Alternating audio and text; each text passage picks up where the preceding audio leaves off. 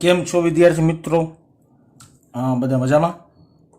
Last લેક્ચરમાં આપણે નિયમિત વર્તુળમય ગતિના આધારે અમુક દાખલાઓ જોયા હતા અને નિયમિત વર્તુળમય ગતિ પૂર્ણ કરી હતી. આજે આપણે ચર્ચા કરવાની છે ટેક્સ્ટ બુકની સૌથી છેલ્લી થિયરી, લાસ્ટ થિયરી છે, પણ ગુજરાત બોર્ડની દ્રષ્ટિએ તો ઠીક, પણ જેડબલઈ, નીટ એવી કોમ્પિટિટિવ એક્ઝામની દ્રષ્ટિએ આ થિયરી ખૂબ જ અગત્યતા ધરાવે. દેશી ભાષામાં આ ચેપ્ટરમાં સૌથી વધારે આઈએમપી થિયરી હોય તો આ એક જ. મારે તમને એવું કહેવું પડે આગલી બધી થિયરીમાં કે ધ્યાન રાખજો, પણ આ થિયરીનો ઉપયોગ જેડબલઈ નીટની અંદર ખૂબ જ વધારે થાય છે. આના કેસ પણ વધારે પૂછાય છે અને આના દાખલાઓ એમસીક્યુમાં પણ વધારે જોવા મળે છે. એટલા માટે આ થિયરી ધ્યાનપૂર્વક સમજવી ખૂબ જ મોટી એવી થિયરી છે. ખાલી theoretical portion I think 2 lecture ચાલશે, ખાલી થિયોરિટિકલ પોર્શન 2 લેક્ચર ચાલશે અને દાખલા પછી બીજા 2 લેક્ચર, એટલે 4 લેક્ચરની અંદર આ આખું ચેપ્ટર પણ પૂર્ણ થાય અને આખી થિયરી પણ પૂર્ણ થાય. તો આપણે શરૂ કરીએ. પ્રક્ષિપ્ત ગતિ, અહીંયા પ અડધો છે. પ્રક્ષિપ્ત ગતિ ઇંગ્લિશમાં એને બોલે પ્રોજેક્ટાઇલ મોશન. શું બોલાય? પ્રોજેક્ટાઇલ મોશન. પ્રક્ષિપ્ત ગતિ એટલે શું? સિમ્પલ મારે તમને વ્યવહારિક જીવનના ઉપયોગ દ્વારા સમજાવવું હોય તો સમજાવી શકાય કે જ્યારે કોઈ પદાર્થને તમે ઘા કરો ત્યારે એ પદાર્થ અમુક ઊંચાઈએ જાય, પછી સ્થિર થાય અને પછી પાછો નીચે જમીન ઉપર આવે, તો આવી ગતિને શું કહેવાય? પ્રક્ષિપ્ત ગતિ કહેવાય. જેમ કે કોઈ પાઇપલાઇન હોય, નળી હોય, નળીમાં વચ્ચે એક કાણું પડી જાય અને એની અંદર જે પાણી બહાર આવતું હોય એની ગતિને પ્રક્ષિપ્ત ગતિ જ કહેવાય. દેશી ભાષામાં વ્યવહારિક જીવનની અંદર જો કોઈ ગતિ પર્વલય આકારની હોય, આ પર્વલય આકાર કહેવાય. પર્વલય આકારની ગતિ હોય તો બધી ગતિને શું કહી શકાય? પ્રક્ષિપ્ત ગતિ કહી શકાય. બીજી એક વાત, આ થિયરી તમે ભણતા હોય તો એના માટે તમને અચળ પ્રવેગી ગતિના સમીકરણો દ્વિપરિમાણમાં ઘટકો સ્વરૂપે આવડતા હોવા જરૂરી છે. અચળ પ્રવેગી ગતિના સમીકરણો દ્વિપરિમાણમાં ઘટકો સ્વરૂપે આપણે 3-4 લેક્ચર પહેલા જોયા હતા.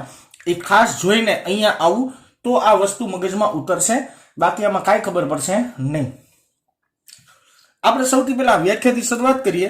આની વ્યાખ્યા કેવી રીતના બનાવીએ છીએ, ત્યારબાદ આના સૂત્ર તરફ આગળ વધીએ. સૌથી પહેલા આ છે ઉગમ બિંદુ. જોજો બેટા, આ દ્વિપરિમાણ ગતિ છે, એનો મતલબ x અને y સમતલની અંદર ગતિ થતી હશે. આ એક સમતલ છે અને આ છે y અક્ષ, એટલે આ x y સમતલ બન્યું. ધારો કે કોઈ એક પદાર્થને ઉગમ બિંદુએથી θ જેટલા કોણે ફેંકવામાં આવે.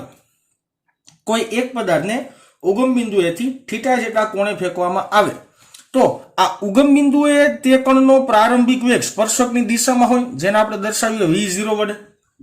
અને તમે સમજી શકો છો કે v0 ના 2 ઘટક પાડી શકાય. એક ઘટક આ પડે અને બીજો ઘટક આ પડે.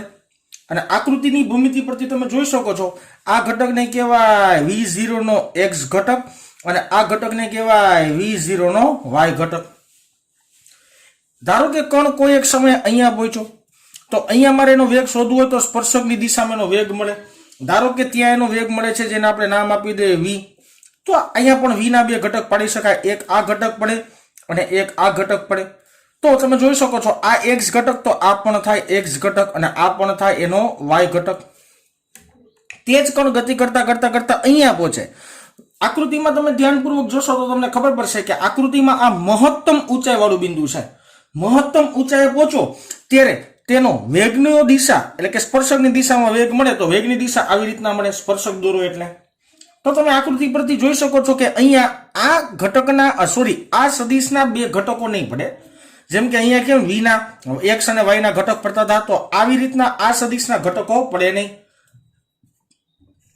શું કરવા ન પડે એના વિશેની પણ ચર્ચા કરી લે. આ એક સમતલ છે, એની અંદર કોઈ સદિશ આવી રીતના છે.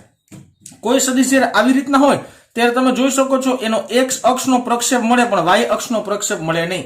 એનો મતલબ એવો થયો આવા સદિશને x અક્ષનો જ ઘટક હોય અને આવા સદિશ માટે y અક્ષનો ઘટક શું બનતો હોય વિદ્યાર્થી મિત્રો? 0 બનતો હોય. બીજી એક વાત, આવું થવાનું કારણ છે બેટા, જો y અક્ષનો વેગ તમને 0 ન મળે એનો મતલબ પદાર્થ હજી ઉપર ગતિ કરતો હશે. કોઈ દડાને તમે ઉપર ઘા કરો તો એક ક્ષણે તો એ ઉભો જ રહી જાય ને.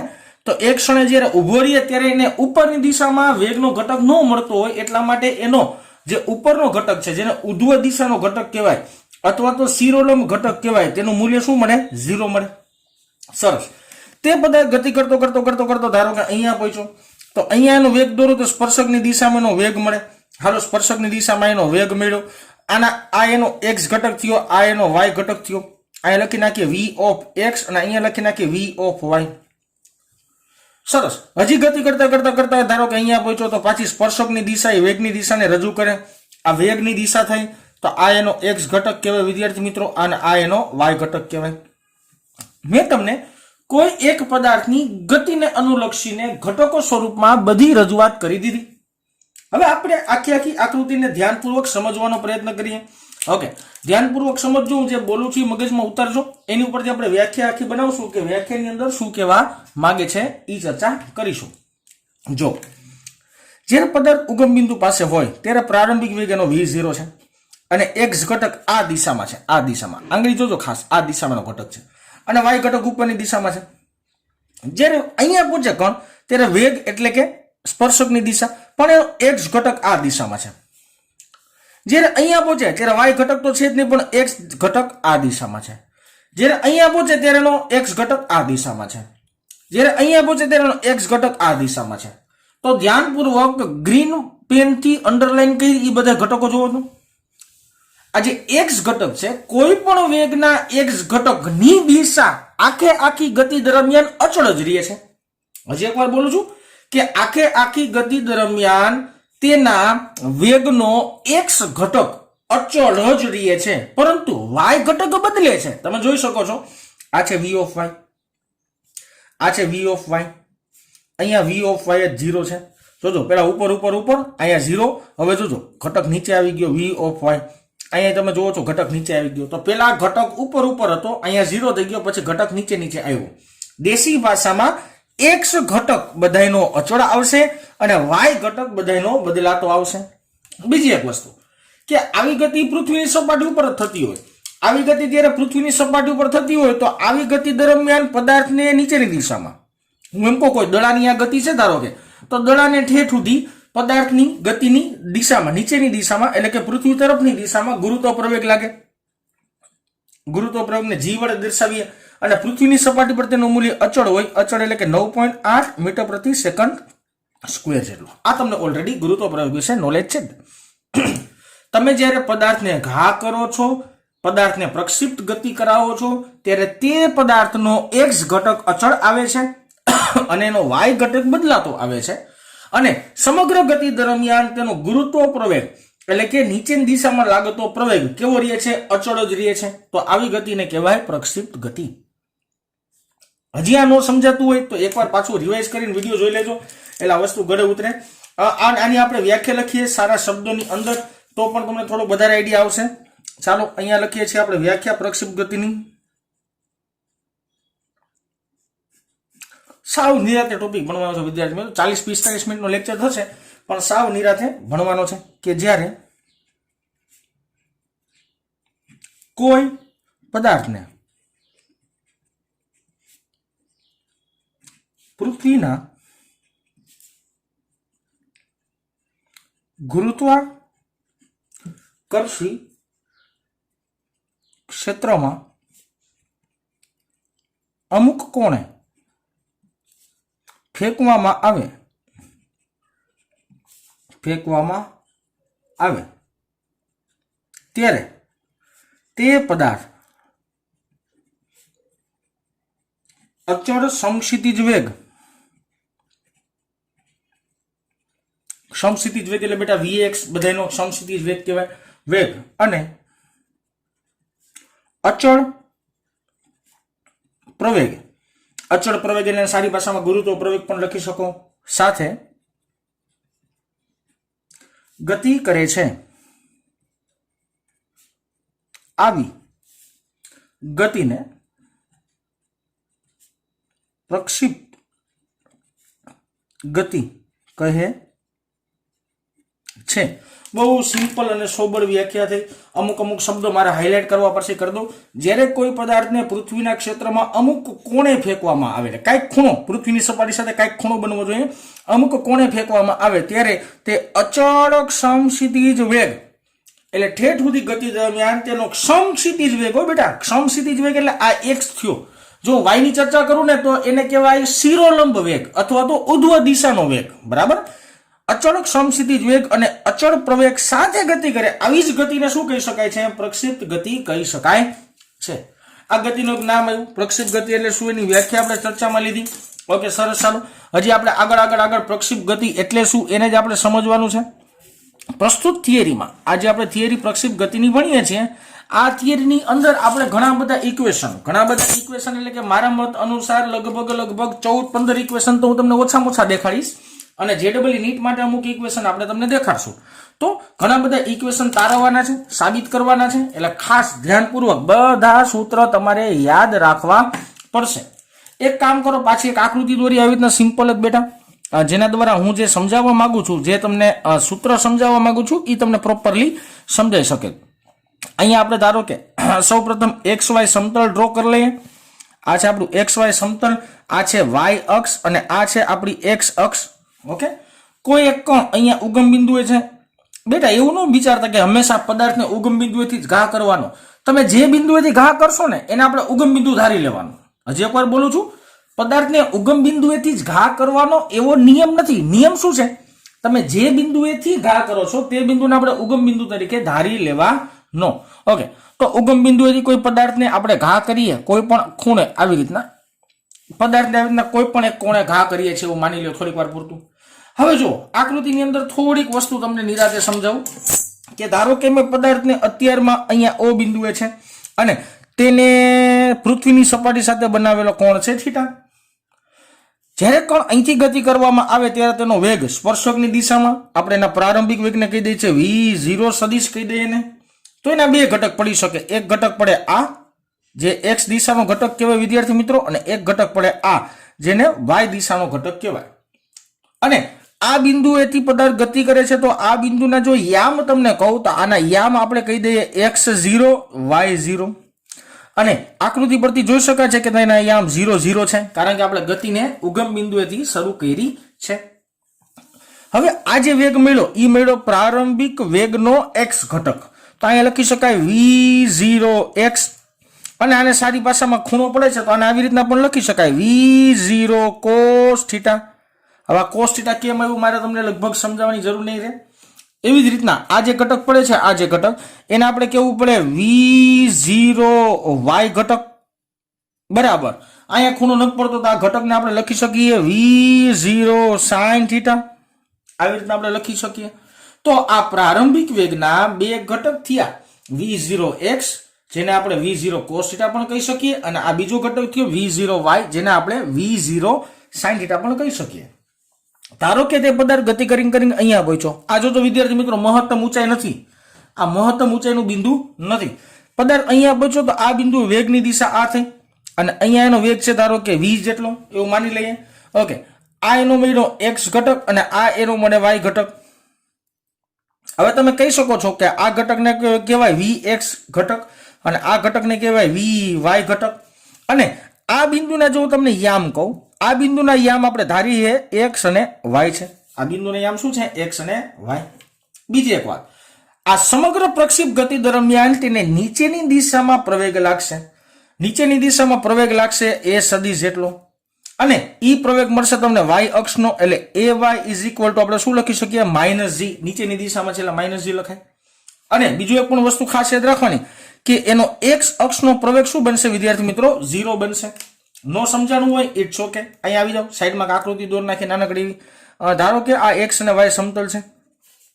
આ પ્રવેગ હંમેશા નીચેની દિશામાં હોય એટલે આ પ્રવેગનો આવી રીતના દોરવો પડે. પ્રવેગ નીચેની દિશામાં જોઈએ, ગુરુત્વ પ્રવેગ હંમેશા નીચેની દિશામાં હોય. ઓકે, સરસ. હવે આના તમે જુઓ છો y અક્ષનો પ્રક્ષેપ મળશે, x અક્ષનો પ્રક્ષેપ મળશે? ન મળે. એટલા માટે x ઘટક 0 થાય અને y ઘટક થાય -g. -g એટલે કે ગુરુત્વ પ્રવેગ જે એટલે લો. આમ લખી શકાય. હવે મારે શોધવું છે, સ્થાનાંતર વિશે ચર્ચા કરવી છે કે પ્રક્ષિપ્ત પદાર્થનું x અક્ષનું સ્થાનાંતર કેટલું અને y અક્ષનું સ્થાનાંતર કેટલું. અહીંયા લખીએ. સૌથી પહેલા સૂત્ર તરફ આગળ વધીએ છીએ આપણે વિદ્યાર્થી મિત્રો કે પ્રક્ષિપ્ત પદાર્થનું x દિશાનું સ્થાનાંતર.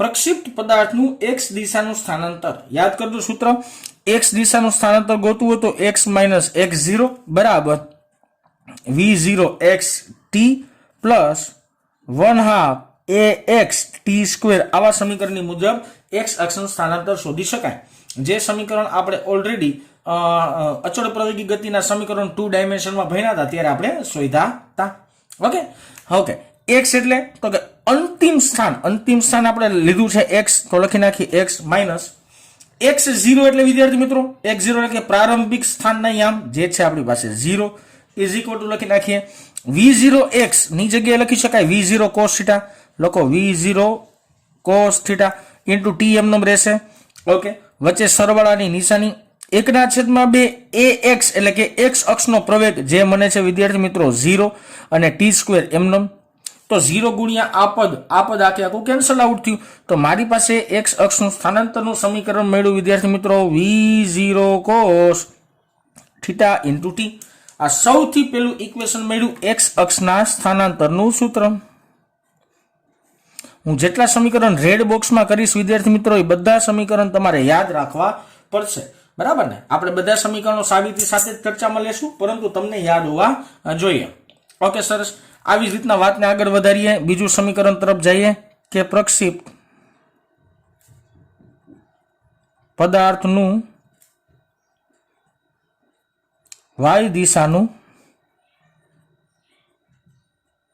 સ્થાનાંતર પ્રક્ષિપ્ત પદાર્થનું y દિશામાં સ્થાનાંતર કારણ કે આ x અને y બેમાં ગતિ થાય છે તો y દિશામાં પણ સ્થાનાંતર મળશે તમને આજ ઉપરનું જેવું સમીકરણ બનાવ્યું એવું જ y માટે બનાવીએ y માઇનસ y0 બરાબર v0y t plus 1/2 ay t square આવું સમીકરણ મેળવી શકાય આકૃતિમાં જઈએ પાછા ઓકે હવે તમે જોઈ શકો છો y અક્ષનું સ્થાનાંતર એટલે કે અંતિમ સ્થાનાંતર છે y માઇનસ પ્રારંભિક સ્થાનાંતર છે 0 ઇઝ ઇક્વલ ટુ v0y પ્રારંભિક વેગનો y ઘટક જેને આપણે કહી શકીએ v0 sin θ ઇન્ટુ t એમનેમ રહેશે વચ્ચે સરવાળાની નિશાની 1/2 a ઓફ y છે તમારી પાસે માઇનસ g ખબર પડે ને ગુરુત્વ પ્રવેગ હંમેશા નીચે જ મળે તમને અને t સ્ક્વેરનું t સ્ક્વેર આપણે એમનેમ રાખીએ છીએ આ સમીકરણને વ્યવસ્થિત લખીએ તો y બરાબર v0 sin θ into t minus આ માઇનસને મેં આગળ લીધા છે ખાલી 1/2 gt સ્ક્વેર આ સમીકરણ તમને મળ્યું એ y અક્ષનું સ્થાનાંતરનું સૂત્ર મળ્યું જ્યારે કોઈ પદાર્થ પ્રક્ષિપ્ત ગતિ કરે ત્યારે y અક્ષમાં કાપેલું કુલ અંતર અથવા તો કરેલું કુલ સ્થાનાંતર શોધવા માટે આ વપરાય સમીકરણ નંબર જેને આપણે શું કહી દઈએ વિદ્યાર્થી મિત્રો 2 કહી દઈએ તો હજી આપણે બે સમીકરણ મળ્યા x અક્ષના સ્થાનાંતરનું સૂત્ર મળ્યું એવી રીતના તમને y અક્ષના સ્થાનાંતરનું પણ સમીકરણ મળી ગયું ત્યારબાદ આપણે ચર્ચા કરવાની છે મસ્ત મજાની x અક્ષની અંદર વેગ કેટલો હોય છે y અક્ષની અંદર વેગ કેટલો હોય છે એની આપણે ચર્ચા હવે કરવી પડે ચાલો x અક્ષનો અને y અક્ષનો વેગ આપણે સિમ્પલી શોધીએ સૂત્ર કયો સરસ ચાલો હવે આપણે જોઈએ પ્રક્ષિપ્ત પદાર્થનો સમક્ષિતિજ વેગ અહીંયા દેખાય છે ઓકે પ્રક્ષિપ્ત પદાર્થનો સમક્ષિતિજ વેગ સમક્ષિતિજ વેગ એટલે દેશી ભાષામાં vx થયો બેટા સમક્ષિતિજ દિશામાંનો વેગ જેને આપણે vx કહેવાય તો એનું સમીકરણ પણ આપણી પાસે છે v of x બરાબર v0x plus ax into t v બરાબર v0 plus at આવું સમીકરણ હતું ને એની ઉપરથી ઘટકો સ્વરૂપે લખ્યું છે ઓકે લખીએ મારે x અક્ષનો વેગ શોધવો છે vx v0x એટલે શું તો કે v0x બરાબર v0 cos θ વચ્ચે સરવાળાની નિશાની a of x એટલે 0 છે અહીંયા જોઈ શકાય છે અને t એમનેમ આને પ્રોપરલી લખીએ ચાલો વ્યવસ્થિત લખવાનો આને પ્રયત્ન કરીએ વિદ્યાર્થી મિત્રો હાલો તો v of x બરાબર v0 cos θ કારણ કે 0 plus t નો જવાબ શું આવી જશે વિદ્યાર્થી મિત્રો 0 આવી જશે તો આ મેળો તમને x અક્ષની દિશામાંનો વેગ મેળો જેને આપણે સમીકરણ નંબર 3 નામ આપી દઈએ છીએ ઓકે સરસ ત્યારબાદ ગોતીએ પ્રક્ષિપ્ત પદાર્થનો ઉધ્વ દિશાનો વેગ એટલે y અક્ષનો વેગ પ્રક્ષિપ્ત પદાર્થનો ઉધ્વ દિશાનો વેગ, ઉધ્વ દિશાનો વેગ એટલે બેટા વાય અક્ષની દિશામાંનો વેગ. ઉપરના સમીકરણની જેમ જ આપણે સમીકરણ બનાવીએ પાછું. ચાલો લખીએ વી ઓફ વાય બરાબર v0y plus ay into t. Okay, લખીએ સિમ્પલ. વી ઓફ વાય બરાબર v0y એટલે શું લખી શકાય? આર v0 sin theta, v0 sin theta વત્તા a ઓફ y એટલે શું છે વિદ્યાર્થી મિત્રો? મારી પાસે માઇનસ જી ઇન્ટુ ટી એટલે ટી. અહીંયા એક છે ને ધ્યાન રાખજો, નવડો અને જી મારો હરખો જ થાય છે એટલે એ થોડુંક સમજવાનો પ્રયત્ન કરજો. હું નવડામાં કોઈ દિવસ નીચે વળાંક નહીં કરું, બરાબર ને? જ્યારે જી આવતું હશે ને તો નીચે વળાંક કરીશું. એટલે એક થોડોક મારો લખવાનો ડિફરન્સ તમે મનમાં રાખજો, બરાબર ને? એટલે કન્ફ્યુઝન ન થાય આગળ જતા. V of y is equal to v0 sin theta minus g t. તો આ સમીકરણ મળ્યું તમને વાય અક્ષના વેગનું સમીકરણ, જે સમીકરણને આપણે નામ આપી દઈશું સમીકરણ નંબર 4. તો તમે જોઈ શકો છો સિમ્પલ આખા બોર્ડ વર્કની અંદર આપણને 4 સૂત્ર મળ્યા. સૌથી પહેલું સમીકરણ છે x અક્ષના સ્થાનાંતરનું સૂત્ર, y અક્ષના સ્થાનાંતરનું સૂત્ર, x અક્ષના વેગનું સૂત્ર, y અક્ષના વેગનું સૂત્ર. અને અહીંયા એક વાત મેં તમને સમજાવી હતી. શું વાત સમજાવી હતી? હું થોડીક સાબિતી દેવા જાઉં છું તમને, બરાબર ને? એક વાત તમને મેં સમજાવી હતી કે પ્રક્ષિપ્ત ગતિ દરમિયાન x અક્ષનો એટલે કે સમક્ષિતિજ વેગ હંમેશા અચળ રહે છે. અહીંયા લખ્યું છે અચળ સમક્ષિતિજ વેગ મળતો હોય. તો અહીંયા સમીકરણ ઉપરથી સાબિત પણ થાય છે કે સમીકરણમાં સમયનું પદ ન આવતું હોવાથી તે સમય સાથે અચળ રહે છે. આ સમીકરણની અંદર સમયનું પદ નથી આવતું, તમે જોઈ શકો છો સમય નથી. અહીંયા સમય છે, અહીંયા તમે સમયની અલગ અલગ વિદ્યાર્થી મિત્રો કિંમત મૂકશો ને, સમયની અલગ અલગ કિંમત મૂકશો ને તો તમને અલગ અલગ સમયે વી એટલે કે વેગ અલગ અલગ મળશે.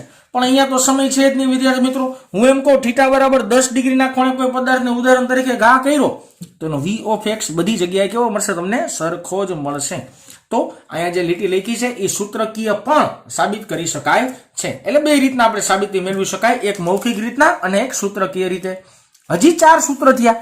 આ 4 સૂત્ર અત્યારમાં મનમાં રાખો, કારણ કે આપણા માટે થિયરી સાબિત કરવા માટે જે બેઝિક ઇક્વેશન છે ને એ આ 4 સૂત્ર જ છે. બેઝિક 4 સૂત્ર જ યાદ રાખવાના. આની ઉપરથી બધા સૂત્ર બની જાય. તો સૌથી પહેલા આ 4 સૂત્ર યાદ રાખો, ત્યાર પછી આપણે આગળ વધી નવા સૂત્ર તરફ. ચાલો, આપણે 4 સમીકરણ જોયા. મેં 4 સમીકરણ તમારી નજર સમક્ષ રહીએ, તમને યાદ રહીએ એટલા માટે મેં અહીંયા લખી દીધા છે. x સ્થાનાંતરનું ઇક્વેશન મળતું હતું x બરાબર v0 cos થીટા t. 1 નંબરનું સમીકરણ હતું. y સ્થાનાંતરનું સમીકરણ મળતું હતું તમને y બરાબર v0 sin theta t minus 1/2 gt square. 2 નંબરનું સમીકરણ હતું. સમક્ષિતિજ વેગનું સમીકરણ. સમક્ષિતિજ વેગ એટલે બેટા x અક્ષનો વેગ. આ ખાસ યાદ રાખજો, ભૂલતા નહીં. ઓકે, સમક્ષિતિજ વેગનું સમીકરણ હતું v ઓફ x બરાબર v0 cos થીટા. અને ઉધ્વ વેગ એટલે y અક્ષનું વેગ vy બરાબર v0 sin theta minus gt. આવા સમીકરણ આપણે ઓલરેડી મેળવી લીધા છે. ઓકે, આ સમીકરણનો બધે ઉપયોગ કરીને, આ જ સમીકરણનો ઉપયોગ કરીને આપણે ઘણા બધા નવા ઇક્વેશન મેળવવાના છે. ચાલો એની ચર્ચાની શરૂઆત કરીએ. આ સૌથી પહેલું સમીકરણ મેળવીએ કે મહત્તમ ઊંચાઈ પ્રાપ્ત કરવા માટે લાગતો સમય, જેને દર્શાવે ટી એમ વડે. કેના વડે દર્શાવાય? ટી એમ વડે. મહત્તમ ઊંચાઈ પ્રાપ્ત કરવા માટે લાગતો સમય, જેને આપણે ટી એમ વડે દર્શાવીએ. ધારો કે આ વસ્તુ જે લખું છું ન સમજાતી હોય ને ત્યારે આપણે આકૃતિમાં સમજવાનો પ્રયત્ન કરીએ કે ધારો કે આ છે મારી પાસે વાય અક્ષ અને આ છે ધારો કે મારી પાસે એક્સ અક્ષ. હવે કોઈ પદાર્થ આમાં પ્રક્ષિપ્ત ગતિ કરે છે, આવી કઈ ગતિ છે, પ્રક્ષિપ્ત ગતિ એટલે પરવલય આકારની છે. જ્યારે આ ઊંચાઈને મહત્તમ ઊંચાઈ વિચારો તમે, આ બિંદુ છે, મેં આ બિંદુ કર્યું, મેં આ બિંદુ મહત્તમ ઊંચાઈ વાળું છે. જ્યારે કોઈ પદાર્થ આ બિંદુએ પહોંચે ત્યારે લાગતો સમય કેટલો? તો કે આ બિંદુએ પહોંચવા માટે લાગતા સમયને આપણે ટી બરાબર ધારો કે ટી એમ કહી દઈએ, કારણ કે મહત્તમ ઊંચાઈ પ્રાપ્ત કરવા માટે લાગતા સમયને આપણે ટી એમ વડે દર્શાવીએ છીએ. તો આ સમયનું સૂત્ર કેવું મળે એ જોવાનું છે. બીજી એક વસ્તુ, આ બિંદુએ તમે પહોંચો ત્યારે તમને એક્સ અક્ષનો વેગ મળે, પરંતુ વાય અક્ષનો વેગ ન મળે. એટલે વાય અક્ષનો વેગ શું મળે છે? 0. આ તમને ઓલરેડી ખબર છે.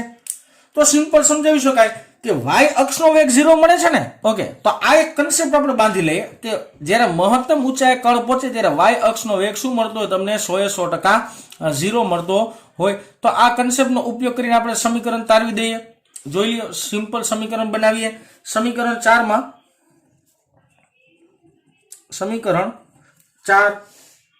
માં જો t બરાબર tm અને ત્યારે y બરાબર vy બરાબર 0 થાય. સમીકરણ નંબર 4 ની અંદર t બરાબર tm અને v0 બરાબર vy બરાબર 0 ધારો કે લઈએ તો સમીકરણ 4 લખાય કેમ? સમીકરણ નંબર 4 અહીં લખું છું, v of y બરાબર v0 sin θ minus gt. Okay, આમાં vy બરાબર શું મૂકવાનું? 0. v0 sin θ minus gt. gt ની જગ્યાએ લખશું આપણે tm, કારણ કે જ્યારે vy 0 થાય ત્યારે સમયને તમે tm કહો છો. હજી એકવાર, જ્યારે vy 0 થાય ત્યારે સમયને તમે tm કહો છો, એટલા માટે મારે tm લખવું પડે. આ માઇનસ વાળા પદને બરાબરની આ બાજુ લઈ લઈએ ચાલો આપણે. તો g tm બરાબર v0 sin θ અને tm ને સૂત્રનો કરતા બનાવીએ એટલે બને v0 sin θ ના છેદમાં g. તો આ મળ્યું તમને મહત્તમ ઊંચાઈ પ્રાપ્ત કરવા માટે લાગતા સમયનું સમીકરણ, જેને આપણે નામકરણ કરી નાખીએ. સમીકરણ નંબર આને 4 એટલે અહીંયા આપણે 5 નંબર કહી દઈએ. લાઈનમાં સમીકરણ જોતા જ બેટા 4 5 નંબર એવી રીતના વ્યવસ્થિત નંબર જ આપશું આપણે, એટલે બધાય સૂત્ર લાઈનમાં યાદ રહીએ. અને તમને આ કોઈ થિયરી લખવાનું કે ને તો તમને લાઈનમાં સૂત્ર તારવતા આવડતા હોવા જોઈએ. ઓકે, સરસ. આવો સમીકરણ નંબર 5 આવી ગયું છે તમારી પાસે. આગળ વાત કરીએ, આગળ ચર્ચાને ખેંચીએ. પાછા આવી જાય આપણા મૂળ સ્થાને. પાછા આપણું મૂળ સ્થાન.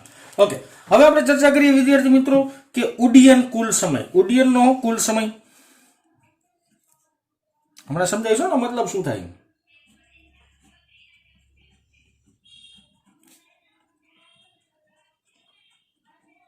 ઉડ્ડયનનો કુલ સમય જેને દર્શાવવામાં આવે છે tf, ફ્લાઇટ ટુ ટાઈમ એમ બોલાય.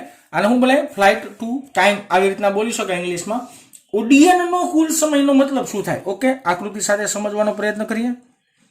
આ ધારો કે મારી પાસે y અક્ષ છે, આ ધારો કે મારી પાસે x અક્ષ છે, અને કોઈ પદાર્થ પ્રક્ષેપ ગતિ કરે છે એટલે આવી રીતના પ્રક્ષેપ ગતિ કરતો હોય છે. હવે કોઈ પદાર્થ પોતાની ગતિ શરૂ કરે અને પાછી ગતિ પૂર્ણ કરીને પાછો જમીન ઉપર આવી જાય, તો આ આખી ગતિ પૂર્ણ કરવા માટે લાગતા સમયને, એટલે આ બિંદુ સુધી પહોંચતા લાગતા સમયને આપણે કહીએ છીએ t બરાબર tf. t બરાબર tf કહીએ છીએ. અને બીજી એક વસ્તુ તમે જો આ બિંદુ હજી એક વસ્તુ વિચારી શકો. શું વસ્તુ વિચારી શકો? કે અહીંયા છે ને, અહીંયા તમે પહોંચો ને એટલે y અક્ષનું સ્થાનાંતર, આ બિંદુ પાસે y અક્ષનું સ્થાનાંતર 0 થાય. y બરાબર 0 લઈ શકાય, કારણ કે જ્યારે પદાર્થ પાછો જમીન ઉપર આવી જાય તો y અક્ષ ઉપર કઈ સ્થાનાંતર થતું હોય છે નહીં. તો y અક્ષનું સ્થાનાંતર શું લઈ શકાય? 0. ઓકે, સરસ. આમાંથી y અક્ષનું સ્થાનાંતર વાળું સમીકરણ કયું? તો કે સમીકરણ નંબર 2. ઓકે, અહીંયા લખીએ સમીકરણ નંબર 2 પરથી. સમીકરણ 2 માં જો t બરાબર tf લખીએ, t બરાબર tf, અને જ્યારે સમીકરણ નંબર 2 ની અંદર t બરાબર tf લખી અને ત્યારે y બરાબર 0 થાય તો શું થાય? તો કે સમીકરણ નંબર 2 લખી નાખો, સમજાઈ જાય. y બરાબર v0 sin θ t minus 1/2 gt square આવું સમીકરણ છે. જ્યારે t બરાબર tf થાય ત્યારે y બરાબર 0 લેવાનું. હજી એકવાર બોલું છું બેટા, પદાર્થને તમે ગતિ કરાવીને પાછું જમીન ઉપર પહોંચે, આખા માર્ગે ગતિ કરીને જે સમય આવે એ સમયને કહેવાય tf. હવે જ્યારે કણ પાછો અહીંયા પહોંચે તો y અક્ષનું સ્થાનાંતર એનું શું મળતું હોય? તમને 0 મળતું હોય. ઓકે, y અક્ષનું સ્થાનાંતર 0, તો y ની જગ્યાએ લખી નાખાય 0 is equal to v0 sin θ. t ની જગ્યાએ લખવું પડે આપણે tf માઇનસ 1/2 g. t ની જગ્યાએ લખવું પડે tf નો સ્ક્વેર. આ માઇનસ વાળા પદને બરાબરની આ બાજુ લઈ લે એટલે પ્લસ થઈ જાય. ઓકે, પ્લસ કરી નાખો ચાલો. એટલે થાય 1/2 g tf નો સ્ક્વેર બરાબર v0 sin θ ઇન્ટુ tf. હવે તમે જોઈ શકો છો આ tf અને આ tf એક tf ઉડે તો મારી પાસે હવે કેટલું વધશે બેટા 1/2 g tf બરાબર v0 sin θ. આ tf આની હારે ઉડી ગયું છે, આપણે tf શોધવું છે. સરસ, ચાલો tf ને સૂત્રનો કરતા બનાવીએ. આ બગડો સામે ગુણાકારમાં જાય, 2v0 sin θ ના છેદમાં આ g નીચે આવે, આ g. આ મળ્યું તમને સમીકરણ નંબર 6 નંબરનું.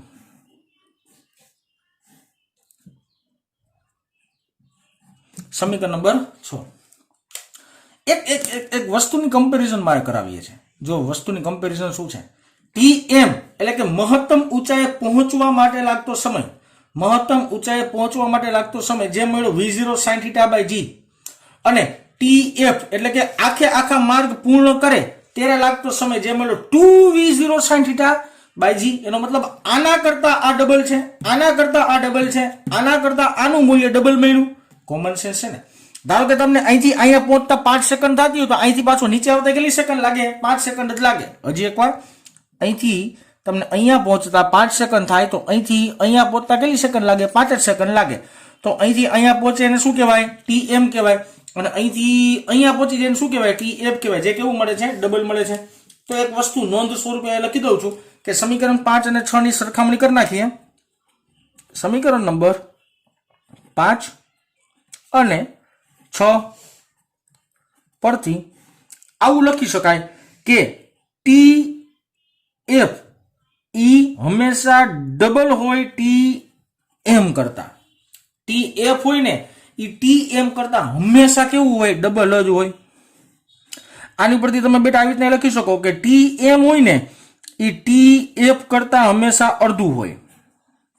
એટલે કે આમાં કાંઈ નથી કર્યું, મેં tm ના સૂત્રનો કરતા બનાવ્યો છે. tm હંમેશા tf કરતા અડધું હોય. તો આવી એક વસ્તુ પણ સમજી શકાય છે, મગજમાં ઉતારી શકાય છે. ઓકે, તો આ સમીકરણ નંબર 6 સુધી આપણે પ્રેમ ભાવે પહોંચી ગયા છીએ. હવે આપણે ચર્ચા કરીએ સમીકરણ નંબર 7. હું સાથે સાથે લીટી કરતો જાઉં છું એટલે થોડી ખીચડી ન થાય. ઓકે, સરસ, ચાલો આવી જાઓ સમીકરણ નંબર 7 બાજુ જઈએ. સમીકરણ નંબર 7 બનાવીએ આપણે મહત્તમ ઊંચાઈ માટે બનાવીએ. ચાલો, મહત્તમ ઊંચાઈ જેને કેપિટલ h વડે દર્શાવાય. કેના વડે દર્શાવાય? કેપિટલ h વડે. હવે આપણે સૂત્ર વાપરવાના છે કે બેટા મેં હમણાં પહેલા સ્ટાર્ટિંગમાં ચોખવટ કરી કે આ 4 સૂત્ર ઉપરથી બધું થઈ જવું જોઈએ, બરાબર ને? ઓકે, પહેલા આકૃતિમાં સમજાવું મહત્તમ ઊંચાઈ માટે સમીકરણ આપણે કેમ તારવશું. આકૃતિ પરથી સમજાવું કે ધારો કે આ આપણી પાસે y અક્ષ છે, આ ધારો કે આપણી પાસે x અક્ષ છે. હું બેટા લખતો નથી x અને y, તમે સમજી જાજો. હવે આ પદાર્થ એમ ગતિ કરી લીધી, આ પ્રક્ષેપ ગતિ જેવું થયું. જ્યારે કણ અહીંયા પહોંચે ત્યારે એની જે ઊંચાઈ છે, જે ઊંચાઈ છે y અક્ષની, જે h થાય, સમજી શકો છો ને? કે જ્યારે કણ અહીંયા પહોંચે ત્યારે એની ઊંચાઈ y અક્ષનું મેન સ્થાનાંતર, મેક્સિમમ સ્થાનાંતર, એને આપણે ઊંચાઈ કહીએ. અને આ જગ્યાએ પહોંચે ત્યારે સમય લાગે t બરાબર tm જેટલો. જ્યારે કોઈ કણ અહીંયા પહોંચે ત્યારે સમય કેટલો લાગતો વિદ્યાર્થી મિત્રો? t બરાબર tm જેટલો. એક કામ કરી, y અક્ષના સ્થાનાંતરની જ વાત છે તો અહીંયા પણ સમીકરણ નંબર 2 જ વાપરીએ. સમીકરણ નંબર 2 માં જો તમે t બરાબર tm લખો ત્યારે y બરાબર h થાય. જ્યારે તમે t બરાબર tm લખો એટલે કે અહીંયા પદાર્થને પહોંચાડો ત્યારે y બરાબર ઊંચાઈ કેટલી થતી હોય? h થતી હોવી જોઈએ. ખાસ ધ્યાન રાખજો, કન્ફ્યુઝ ન થતા. અહીંયા vy બરાબર 0 કર્યું છે. vy એટલે કે વેગ y નો 0 કર્યો છે. અહીંયા સ્થાનાંતર 0 ન થાય બેટા, સ્થાનાંતર 0 ન થાય y નું, એ સમજજો. ઓકે, સમીકરણ નંબર 2 સામે પહેલા લખી નાખું. y બરાબર v0 sin θ t minus 1/2 gt square. આ સમીકરણ છે. સમીકરણ નંબર 2 કોપી માર્યું મેં. y બરાબર મૂકવાનું છે આપણે h. ચાલો મૂકીએ. y બરાબર h બરાબર v0 sin θ t ની જગ્યાએ આપણે મૂકવાનું છે બેટા tm માઇનસ 1/2 g અને t ની જગ્યાએ આપણે લખવાનું છે tm નો સ્ક્વેર. હવે તમારી પાસે tm ની વેલ્યુએશન છે, અહીંયા નો દેખાતી તો અહીંયા તમને દેખાડું. અહીંયા tm ની વેલ્યુએશન છે સમીકરણ નંબર 5 પરથી. ઓકે, તો સમીકરણ નંબર 5 પરથી આની અંદર કિંમત પણ મૂકી શકાય. ચાલો મૂકીએ બેટા. h બરાબર V0 sin થીટા TM ની જગ્યાએ આપણે લખશું V0 sin થીટા ના છેદમાં G માઇનસ 1/2 GM નમ TM ની જગ્યાએ લખી શકાય. ડાયરેક્ટ વર્ક કરી નાખું બેટા, સમજાઈ જશે. ડાયરેક્ટ વર્ક કરી નાખું છું. V0 square sine square theta ના છેદમાં G એટલે કે G નો વર્ગ. મેં કાંઈ નથી કર્યું, TM ની કિંમત ખાલી મૂકી છે, બીજું કાંઈ નવું વિચાર્યું પણ નથી અને કાંઈ નવું એપ્લાય કર્યું નથી. સાદુરૂપ આપીએ H બરાબર, હવે જો V0 sin થીટા એટલે વર્ગ થઈ જાય V0 square sine square theta અને આના છેદમાં શું આવી ગયું G માઇનસ નિશાની.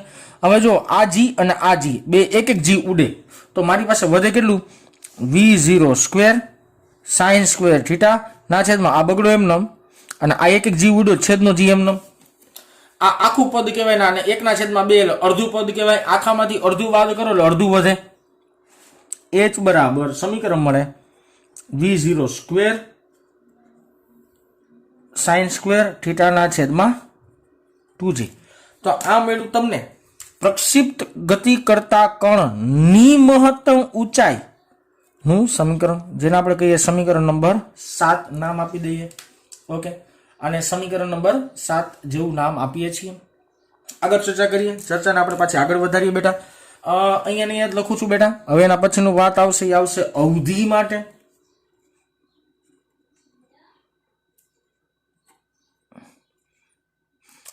અવધિને છે ને ઇંગ્લિશમાં બોલે રેન્જ અને એને દર્શાવે આર વડે. અવધિને ઇંગ્લિશમાં બોલે રેન્જ અને એને દર્શાવે આર વડે. ઓકે, અવધિ એટલે શું? તો કે પહેલા તમને આકૃતિમાં સમજાવું, પછી આપણે એક થિયરિટિકલ પોર્શન માટે થોડુંક લખશું. ઓકે, આ એક્સ અને વાય સમતલ છે. કોઈ પદાર્થ ગતિ કરે છે ત્યારે પદાર્થ આવી રીતના પ્રક્ષેપ ગતિ કરશે. તો કોઈ પદાર્થે એક્સ અક્ષમાં કરેલા મહત્તમ સ્થાનાંતરને અવધિ કહેવાય. કોઈ પદાર્થે એક્સ અક્ષમાં કરેલા સ્થાનાંતરને શું કહેવાય? અવધિ કહેવાય. એટલે જો મારે એની વિદ્યાર્થી મિત્રો વ્યાખ્યાના સ્વરૂપમાં એકાદ લીટી લખ્યું તો આમ લખી શકાય કે સમક્ષિતિજ દિશામાં કરેલા કુલ સ્થાનાંતર ને અવધિ કહે. રસોઈ દીર્ઘ બહુ ન જોતા. સમક્ષિતિજ દિશામાં કરેલા કુલ સ્થાનાંતરને શું કહેવામાં આવે છે? અવધિ કહેવામાં આવે છે. ઓકે, અવધિ માટે આપણે સમીકરણ વાપરીએ વિદ્યાર્થી મિત્રો, કારણ કે એક્સ અક્ષના સ્થાનાંતરની ચર્ચા છે. તો અહીંયા જોઈ શકો છો એક્સ અક્ષના સ્થાનાંતરનું સમીકરણ નંબર 1 છે. સમીકરણ નંબર 1 નો જ આપણે સદ ઉપયોગ કરશું અને એની અંદર કઈ કિંમત મૂકશું. સમીકરણ નંબર 1 માં સમીકરણ નંબર 1 ની અંદર જો જ્યારે કણ અહીંથી અહીંયા પહોંચે ત્યારે લાગતો સમય કેટલો હોય? તો આ આકૃતિ અને આ ખબર પડી કે TF જેટલો હોય. T બરાબર TF, તો x બરાબર r થાય. આ સમીકરણ નંબર 1 ની અંદર મૂકવાનું છે. સમીકરણ નંબર 1 છે શું? જે તમારી નજરની સામે હું લખું છું, x બરાબર V0 cos theta t. x બરાબર મૂકવાનું છે r અને V0 cos થીટા t ની જગ્યાએ લખવાનું છે TF. t ની જગ્યાએ આપણે શું લખવાનું છે? TF. આ સમીકરણનું સાદુરૂપ બેટા હું અહીંયા આપું છું. થોડુંક જગ્યાના અભાવને કારણે આપણે અહીંયા સાદુરૂપ આપીએ છીએ, એટલે જોજો લખવામાં કન્ફ્યુઝન ન થાય. અહીંથી અહીંયા સાદુરૂપ આપું છું. ઓકે, r એમ નંબર રાખીએ, V0 cos થીટા એમ નંબર રાખીએ, TF. તો TF ની કિંમત અહીંયાથી કોપી માર લે બેટા. TF ની કિંમત શું છે? 2V0 sin થીટા ના છેદમાં G. ઓકે, આ બેને ભેગું કરીએ અને સાદુરૂપ આપવાનો પ્રયત્ન કરીએ. r બરાબર V0 એમ નમ. રેડી? V0 એમ નમ cos થીટા એમ નમ. એક કામ કરો, આને હજી વ્યવસ્થિત લખવું છે તો આ બગડાને આગળ લખી નાખો. આ બગડાને આગળ V0 into V0 એટલે V0 સ્ક્વેર. રેડી? ઓકે, આ cos થીટા એમ નમ ઇન્ટુ અહીંયા શું વધ્યું? sin થીટા ના છેદમાં શું આવ્યું? G. તો cos into sin, sin into cos બરાબર sin into cos અથવા cos into sin. આગળ જો 2 હોય 2 cos into sin બરાબર થાય sin 2 થીટા. એટલે અહીંયા સમીકરણ આવશે r બરાબર V0 સ્ક્વેર એમ નમ sin 2 થીટા ના છેદમાં G. આ એક સમીકરણ મળ્યું મસ્ત મજાનું, જે નવું સમીકરણ છે. જે સમીકરણ નંબર આપણે આપશું અને 8 કહેશું. ગણિતનું એક સૂત્ર યાદ ન રહેતું હોય તો ગણિતનું એક સૂત્ર લખી દઉં છું. સૂત્ર અહીંયા લખી દઉં તમને. અહીંયા લખું છું સૂત્ર છે sin theta into cos theta બરાબર sin 2 થીટા થાય. આ ગણિતની અંદર આવતું એક સમીકરણ છે બેટા, જે સમીકરણનો ઉપયોગ મેં અહીંયા થિયરિકલ ભાગની અંદર કર્યો છે. ક્યાં કર્યો છે તો કે જો આ સમીકરણમાં આ બગડો આ cos થીટા અને sin theta 2 cos into sin એટલે એ લખ્યું sin 2 થીટા આવી રીતના લખી શકાય. આ સૂત્ર છે. આ સૂત્ર મેં અહીંયા એપ્લાય કર્યું છે આ સમીકરણની અંદર, જે તમે જોઈ શકો છો. અહીંથી સાદુરૂપ અહીંયા છે, અહીંથી સાદુરૂપનું સૂત્ર અહીંયા છે, એટલે થોડુંક સમજજો તમારી રીતના. ઓકે, સરસ. હજી આપણી વાત અહીંયા પૂરી નથી થતી બેટા. હજી એક વાત કરવાની છે. એક વાત કરીને આજનો લેક્ચર હું બંધ રાખીશ. આજનો લેક્ચર હું પૂરો કરીશ. થિયરી પૂરી નથી થતી બેટા. હજી થિયરી એક આખો લેક્ચર હાલશે અને એ વિડીયો પણ 40, 45, 50 મિનિટની આજુબાજુનો જ બનશે. ઓકે, એટલે આપણે આ એક થિયરી પૂરતું થોડુંક ધ્યાન દેવાનું છે. લેક્ચર મોટા બનશે. હવે છેલ્લી વાત, આજના લેક્ચરની છેલ્લી વાત, મહત્તમ અવધિ. અહીંયા અવધિ જોયા, અહીંયા જોવાની છે મહત્તમ અવધિ, જેને દર્શાવવામાં આવે છે આર મેક્સિમમ વડે. કેના વડે દર્શાવાય? R maximum. ઓકે, પહેલા તો મહત્તમ અવધિ એટલે શું સમજાવું છો. ધારો કે મારી પાસે આ એક્સ અને વાય અક્ષ છે. કોઈ પદાર્થ આવી રીતના પ્રક્ષેપ ગતિ કરે છે. જો અહીંયા બનતો ખૂણો હું કેવો કરું કે જેના દ્વારા મને કાપવામાં આવતું અંતર મહત્તમ મળે. હજી એકવાર, જ્યારે કોઈ પદાર્થ આવી રીતના ઘા કરું ત્યારે એક્સ અક્ષ સાથે બનતો ખૂણો કેટલા નો રાખવો જોઈએ કે આ પદાર્થે કાપેલું અંતર મેક્સિમમ બને. જો આ ખૂણો ધારો કે કામ કરો, હું ધારો કે લઈ લઉં આ સમજાવવા માટે, થીટા બરાબર 90 ડિગ્રી, થીટા બરાબર 45 ડિગ્રી અને આ છે થીટા બરાબર 15 ડિગ્રી. આ ત્રણ આપણે ખૂણા વિચારીએ. ધારો કે થીટા બરાબર 90 ડિગ્રી કરો, ધારો કે થીટા બરાબર 15 ડિગ્રી કરો, તો તમે સમજી શકો કે જો તમે થીટા બરાબર 90 ડિગ્રી લેશો તો કાપવામાં આવતું અંતર ઓછું થઈ ગયું. જો થીટા બરાબર તમે 15 ડિગ્રી લેશો તો કાપવામાં આવતું અંતર ઓછું. જ્યારે તમે થીટા બરાબર 45 ડિગ્રી લેતા હોય ને, તમે જ્યારે થીટા બરાબર 45 ડિગ્રી લેતા હોય ને, ત્યારે તે પદાર્થે કાપેલું અંતર એક્સ અક્ષમાં મહત્તમ જ મળે. આ પ્રાયોગિક સાબિતી પણ છે. જ્યારે કોઈ ક્રિકેટર જમીન સાથે 45 અંશના ખૂણે દડાને જો શોટ મારે ને, તો દડો ઈ મેક્સિમમ અંતરે પહોંચે. દડો મેક્સિમમ અંતરે જ 100% પહોંચે. એનો મતલબ એવો થયો કે સમીકરણ નંબર 8માં જો થીટા બરાબર 45 હોય ત્યારે આપણે આર બરાબર આર મેક્સિમમ લેવું પડે. જ્યારે થીટા બરાબર 45 ડિગ્રી લ્યો ત્યારે આર બરાબર આર મેક્સિમમ થાય. પહેલા તમને સિમ્પલ સૂત્ર, જે આપણે અવધિનું સમીકરણ મળ્યું, સમીકરણ નંબર 8 અહીંયા લખી દઉં છું. v0 સ્ક્વેર sin 2 થીટા ના છેદમાં g. આમાં થીટા બરાબર 45 લ્યો ત્યારે આર બરાબર આર મેક્સિમમ બરાબર v0 સ્ક્વેર sin 2 થીટા. થીટાનું મૂલ્ય છે 45 ડિગ્રી ના છેદમાં g. 45 ગુણ્યા 2, 45 ને 2 એટલે કેટલા થઈ જાય? 90 થઈ જાય ને. ઓકે, 45 દુ 90 થાય. sin 90 ની કિંમત શું થાય? 1 થાય. જે મને ખબર જ છે sin 90 ની કિંમત 1. ઉભા હું લખી દઉં v0 સ્ક્વેર sin 90 ડિગ્રી છેદમાં g. તો આર મેક્સિમમ બરાબર ખાલી વધશે v0 સ્ક્વેર બાય g. આ મળ્યું તમને મહત્તમ અવધિનું સૂત્ર, કે જ્યારે કોઈ પદાર્થને તમે 45 ડિગ્રીના ખૂણે પ્રક્ષેપ ગતિ કરાવશો ત્યારે તે હંમેશને માટે મહત્તમ સ્થાનાંતર જ કરશે એક્સ અક્ષ પરનું, અને sin 90 ની કિંમત આવે પ્રાયોગિક રીતના 1. એટલે મેં ડાયરેક્ટ મૂકી દીધી છે. ઓકે, સરસ વિદ્યાર્થી મિત્રો. આજના લેક્ચરની અંદર આપણે ખાલી 9 સમીકરણ જોયા. ખાલી 9 સમીકરણ બોલું છું એનું કારણ છે કે આગળ હજી આપણે ઘણા બધા સમીકરણ જોવાના છે. 15-17 સમીકરણ સુધી આપણે પહોંચશું ઓછામાં ઓછા, બરાબર ને. તો આ આજનો લેક્ચર થયો. આજના લેક્ચરમાં ખાલી અહીંયા સુધી રાખીએ. નેક્સ્ટ લેક્ચરમાં આની જ ઉપરથી આગળ વધશું. એટલે જે વિદ્યાર્થીને આ લેક્ચર નહીં આવડતો હોય એને આગળનો લેક્ચર પણ નહીં જ સમજાયો. એટલે આ લેક્ચર ખાસ જોઈને આવો. આજે અહીંયા સુધી રાખીએ.